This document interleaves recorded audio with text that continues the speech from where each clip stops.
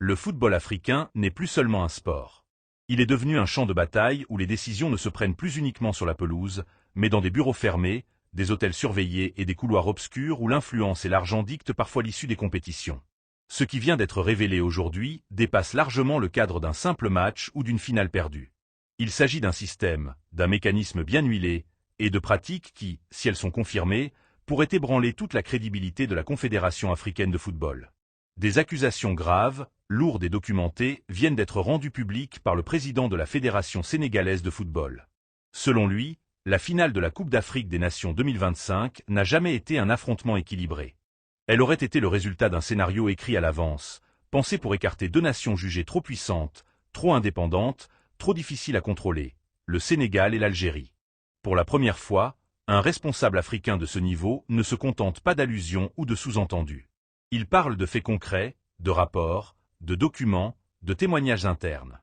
Il accuse ouvertement Fouzi Lekja et son réseau d'avoir imposé une mainmise progressive sur les rouages de la CAF, au point d'influencer l'arbitrage, l'organisation logistique et même l'environnement psychologique des équipes adverses.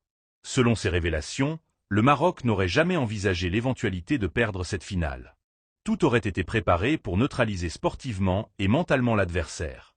Le Sénégal, conscient de ces manœuvres, aurait refusé de se soumettre à certaines exigences jugées suspectes, notamment l'obligation de s'entraîner au complexe Mohamed VI, un lieu présenté comme neutre, mais perçu par les Sénégalais comme un espace de surveillance totale, exposant les tactiques et la préparation de l'équipe. Ce refus n'aurait pas été sans conséquences.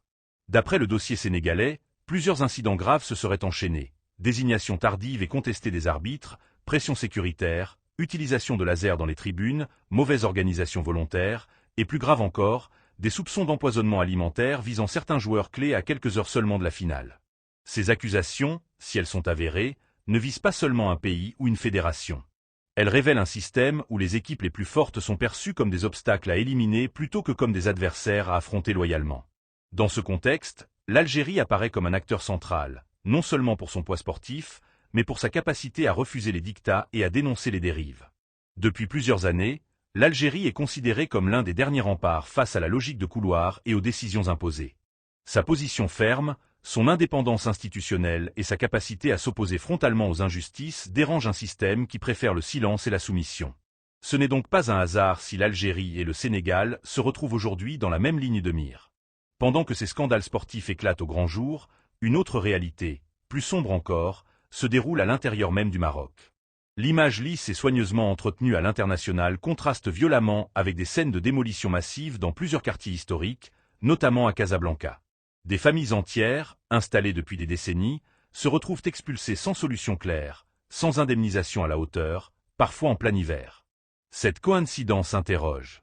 Pendant que l'opinion publique est distraite par des compétitions sportives, des projets urbains controversés avancent à grande vitesse.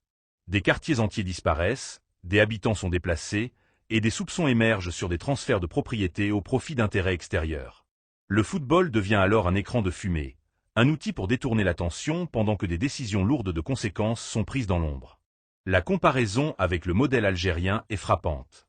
Là où certains démolissent et déplacent, l'Algérie met en avant des politiques de construction, de relogement et de protection sociale. Les chiffres officiels parlent de millions de logements distribués, d'investissements massifs dans les infrastructures et d'une priorité accordée à la dignité du citoyen. Cette stabilité interne renforce la crédibilité de l'Algérie sur la scène sportive et politique. C'est précisément cette stabilité qui dérange.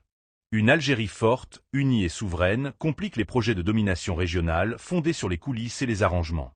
Le dossier sénégalais, aujourd'hui prêt à être présenté devant les instances internationales, ne se limite pas à une contestation de résultats.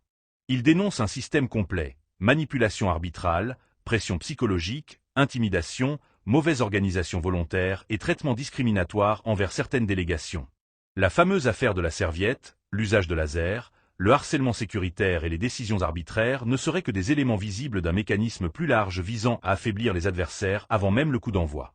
La victoire recherchée ne reposerait plus sur le mérite sportif, mais sur l'épuisement, la désorganisation et la peur. Face à cela, une dynamique nouvelle semble émerger. Le Sénégal refuse désormais le rôle de figurant. L'Algérie, fidèle à sa ligne historique, soutient une gouvernance sportive fondée sur la justice et la transparence. D'autres nations africaines observent, hésitent, mais commencent à comprendre que le silence ne protège plus. Les appels se multiplient pour une intervention des instances internationales, notamment la FIFA. Car ce qui se joue ici dépasse l'Afrique.